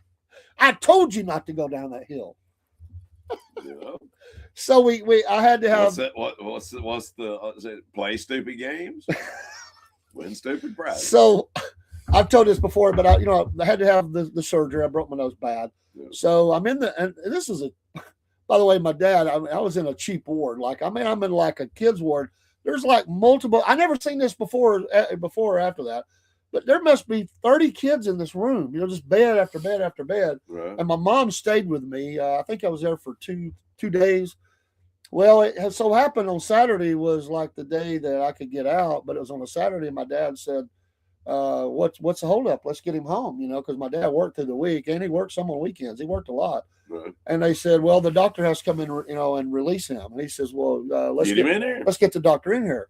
And she said, "Well, he's, we don't know where he's at." He said, "He's on the golf course. Get him in here." That's my dad. Right. And so he makes them. He said, "I'm not paying for another day. I am not paying for another day. Get them in here and release my boy." So when the doctor, he does come in, he's mad, and he comes at me and he has to get the packet out of my nose. And the first one he pulls, he's mad. And I was 6 years old. He jerks that out. I'm mad, and I told him, I said, "You're not touching me again." And he said, "Well, I gotta get that." I said, "No, you're mad at my dad, and Wow. you're taking it out on me." Wow. And I was a very shy kid when I was. I said, "You're not touching me." Wow. And my mom, she's breathing flames out of her eyes and everything. And he calms down and he says, he actually admits, he said, "You're right, but I got to get that out of there. You'll set up infection." So he said, "I'll be as quick as I can." But I was mad at both. I was mad at my dad and him. I was like, "Y'all leave me alone." But that was a rough ordeal. When I went, it was the first surgery I ever had in my life. I'm 6 years old. I'm laying on the bed, and the lights and all this stuff and all the doctors and nurses and everything. And I'm kind of freaking out because I'm thinking I should be asleep. They had the mask on my face. The gas is going. I'm thinking, I'm starting to panic like I'm going to be alive or awake for the surgery. And one of the anesthesiologist looks over and says, "You're not asleep." And I'm like, "No." Oh, wow. He said, "We'll fix that." He flipped the one switch. That was it. When he flipped that switch, bam, gone. It's an amazing thing to have surgery, right? It is. I've had way too many of them. I've had 2. I've only had 2 in my life, fortunately. I've had 7 since 2020. Oh my gosh. So, I said that you were lucky because they took you to the hospital. They didn't take me to the hospital. You know where Mountain View subdivision is? I had friends that lived in Mountain View. All right, so you know how the hills are. Oh yeah. Do you remember those bicycles that had the little bitty front wheel, the slick on the back, Yeah, and a steering wheel instead of handlebars? Do you remember that? I do remember that. Imagine me 5 years old climbing on one of them things at the very top and taking off down that hill. Yeah, I got about halfway down that hill and it started doing this, and there I went. I mean, I was skint head to toe. So your dad the one that scooped you up on that one? No, I had to walk home. Squalling. And they took me and put me in the tub. My mother put me in the tub, and I was screaming like crazy. That water hurt. But yeah, that was a fun one there. They just scraped you on down and got all the dead skin off, and that was pretty much it. Wrapped me up. Wrapped you up. Get back outside. Yep. I had this go-kart. The motor blew on it. I hadn't got a new motor put on it yet. And my sister, we were living in Mountain View at the time. We were young, real young. And my sister, Donna, and my cousins and everybody, I think there was like 6 people piled onto this go-kart. Well, it had brakes, but it didn't have a motor. So you get to the top of the hill and coast down. Yeah. Well, my sister Donna's driving. All right. Okay. My cousin David is in front of her holding on to the steering bar. Like, you know what I'm saying? Yeah. Well, they start down this hill and they get to moving along pretty good. And Donna can't see, so she just bam and kicks him off the front of that go-kart and runs over him. Play rough. I'm telling you, I had a rough childhood growing up. My sister, I love her, but she was something else. Oh man, she was something else. I remember her sending the quarterback of the football team home crying. Gordon Lee High School starting quarterback. Sent him home crying. We got some country gals down here in the South. They don't play. Yep. And that's if they're not, and that's if they're not drinking. I mean, if they drink, then it could be even worse. Oh yeah. You better not sleep. Yeah, you better not sleep. You're gonna get beat to death. Yeah. Folks, it's been great to be on here. Thanks for everybody stopped in on a Saturday. You know, the Cornbread Man and cold. Biscuit Boys. It's a Snowy cold, Saturday. snowy. Kim, did you get snow? If you're still out there, did you get snow in Woodstock? Because we got snow here. You know, it's not something we see that often. It's like, what's this? It's snow. What's the white stuff? it's like you know, knowing there's boys. Rain's coming. What's rain? Yeah, Howie didn't know what to do last night. Oh, I bet. Before we went to bed, I let him out, and it was snowing pretty good. Yeah. He stood there on the porch, and he looked up, and he looked at me. I said, "Go potty." And he looked back up, and he looked at me. I said, "Go on." He tiptoed out there and went out in the yard and peed and came back. He was doing, what did you call that earlier? To, the yellow calligraphy? Yeah, yellow calligraphy. Howie's an awesome dog. I like Howie. He's a trip. He likes to be pet. There's no doubt about it. And if you don't pet him, he'll make you pet him. He will. There ain't no shame in his game, that's for sure. No shame in the game. But have a great Saturday. I'm going to be working later, watching people try to navigate snowy, icy, watery conditions in the Walmart parking lot. That'll be interesting. I do that on weekends. Be back on in the morning for the Sunday morning in the Word. And tomorrow evening, going to have a couple of shows. Try to get the history show in. I enjoyed the music show. I really did. I love that show. I love talking music, and it's a lot of fun. Yeah. And our new feature, the album from the vault, from Dave's vault. You know, Dean's got his vault on racing. I got mine on music and albums. It'd just be albums. I'm going to show albums. I've got a stack about that high. We'll start, you know, bring over one or two, and we'll feature. Well, I say I have a stack. Yeah. I don't have the stack. I know where they are. You know where they are. Yeah. Yeah. But it would be, you know, it's fun to feature. I like to look at that, you know, album covers. That's always a lot of fun. Yeah, I'll get some. Yeah, just, you know, I'll start cycling them in and out. I've got some ones you might be shocked that I have. You probably do as well. What is your favorite group? I've never asked you. What is your favorite rock and roll group or rock and roll group of all time? Yeah, I'm just curious. You have a big interest in '70s music. You know, we've going down the road, and you've listened to some of that kind of music. But yeah, I listen to everything. But as far as all time favorite, I would have to say Bad Company. Bad Company. Yeah, it's a great selection. Great selection. Paul Rogers was just the epitome of an arena rock band singer. Oh yeah, you know, still is to this day. I heard a band real quick before we go. I heard a band. I can't remember what they were. Heavy band, and they did a remake of that song, "Bad Company." Yeah, I didn't care for it. I didn't care for it. Watchman says Power Ridge AC/DC. 5 Finger Death Punch. Was that who did it? Yeah, it was okay, but come on. That's not a song you can remake very easy. I didn't want to make it exactly or nothing like that. Well, they did 5 Finger Death Punch. They were big supporters of the military and everything. Yeah, and that's the way they framed that Bad Company is military. It was the military guys. Oh that's what they took it away from what it originally was.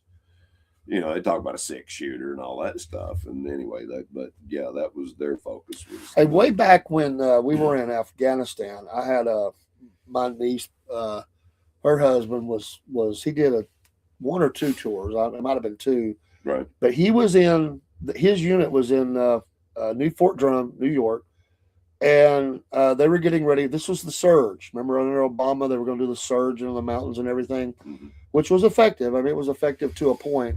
And carpet bombing would have been too. Well, yeah, but anyway, they have this ceremony they do when that they do with all the troops as they're getting lined up, and they're telling families goodbye and all that stuff. And anyway, they play. I forget who it is, but they play something really heavy. And they just kind of like, it's almost like warrior mode, like they're getting them just fired up. Yeah. And but I read an article about it. My wife's sister, who was alive at the time, she didn't know that. She just said he's fixing, to be deploying. She didn't really look into it. They didn't really want her knowing because she was really worried about him going back. It was a bad. I mean, I think he had to put some people in the body bags. You know what I mean? Yeah. Buddies and stuff. Carpet bombing. God bless. What was it? Pat Tillman. Pat Tillman.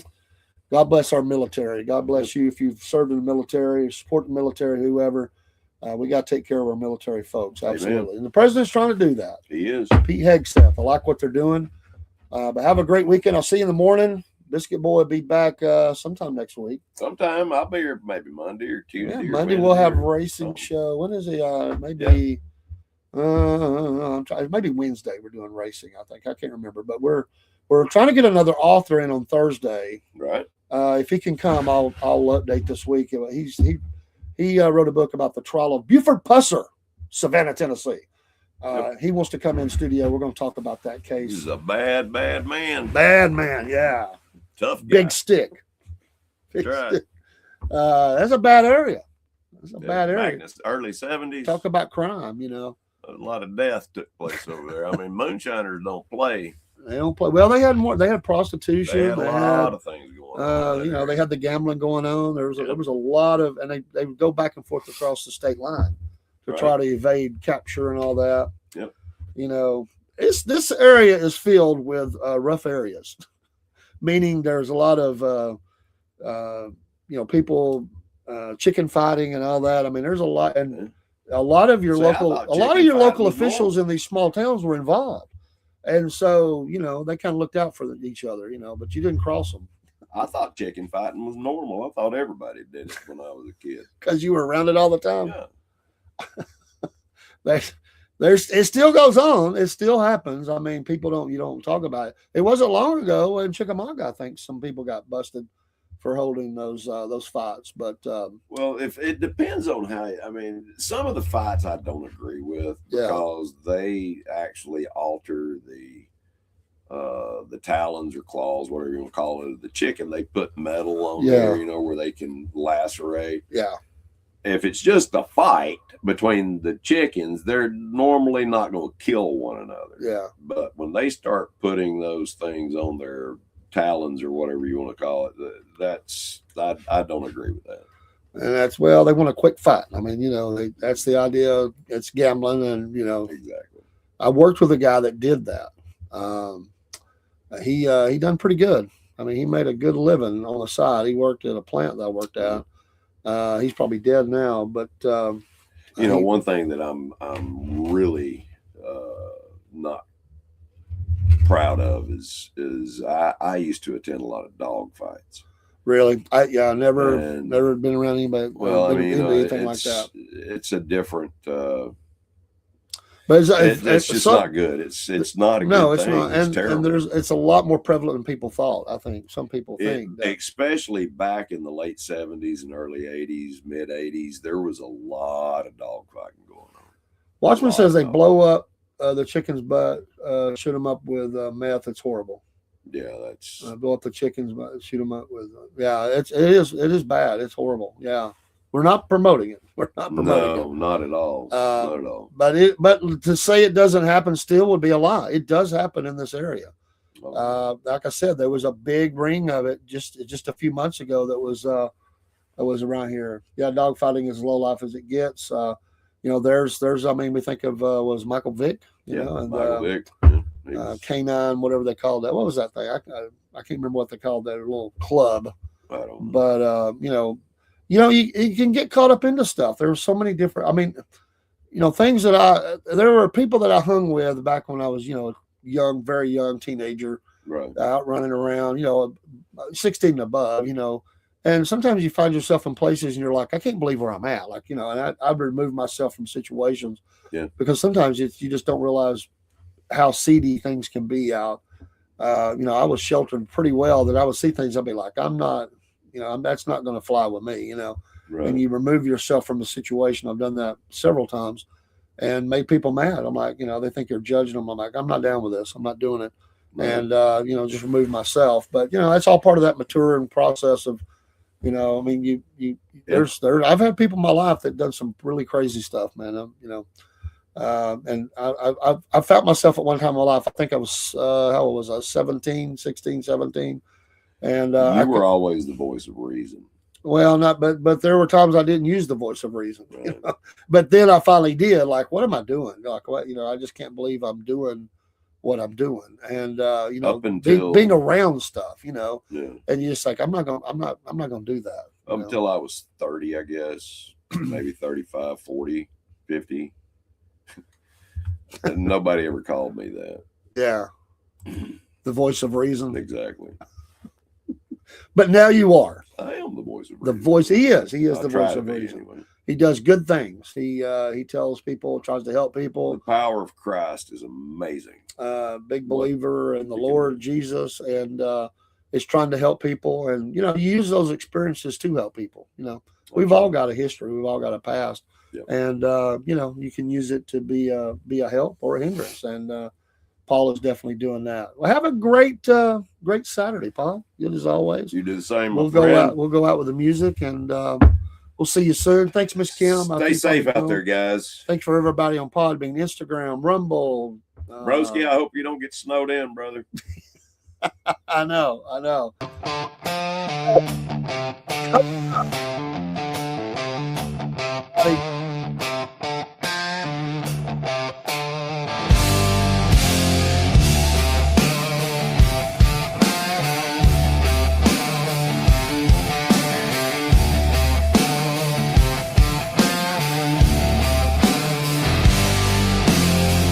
Out on the airwaves, mud soaked and loud. Cornbread man talking, biscuit boy proud. Static crackles like a rattlesnake's tail. Voices rolling like a freight train wheel. Cornbread man, biscuit boy, talking live love and southern joy. Cornbread man, biscuit boy, raise your glass, make some noise.